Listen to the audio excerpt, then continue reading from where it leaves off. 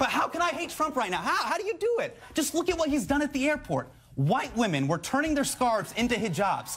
Muslims were publicly praying and people were cheering them on.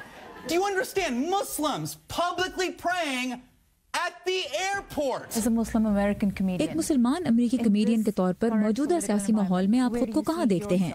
To me, I think the country is really grappling with two different narratives, and we're trying to figure out what are we. मेरे ख्याल में मुल्क इस वक्त दो तरह की सोच के दरमियान बटा हुआ है। क्या आप ये सोचते हैं कि अमेरिकी वो है जो एक खास रंग, नस्ल और मजहब से ताल्लुक़ रखता है, या फिर ये समझते हैं कि इस मुल्क में हर शख्स कहीं और से आया है? फिर रंग, नस्ल, क्लास कोई मायने नहीं रखते। फिर आइडियाज़ अहमियत रखते हैं और जीत बेहतरीन आइडिया की होती है। और मैं इस सोच का साथ देता हूँ। अमेरिका की बेहतरीन शक्ल तब सामने आती है जब मुख्तलिफ आइडियाज़, कहानियाँ, अकायद और नुक्ता नज़र को जगह मिलती है, और ये अपने अंदर एक अमेरिकी रवायत है।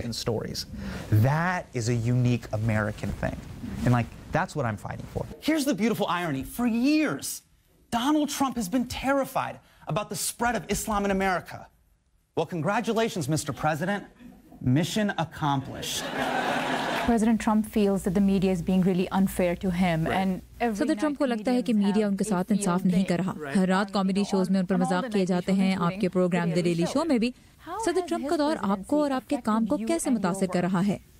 It's raised the bar because now political culture has become popular culture.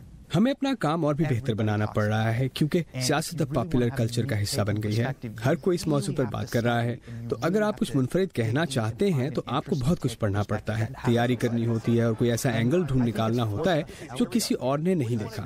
हम पर दबाव पड़ा है कि अपना काम और भी बेहतर करें, क्योंकि सदर के बारे में बात करने वाले तो बहुत हैं। अब मैं डेली शो पर वो कहानियाँ लाना चाहता हूँ जो अक्सर नज़रअंदाज हो जाती हैं।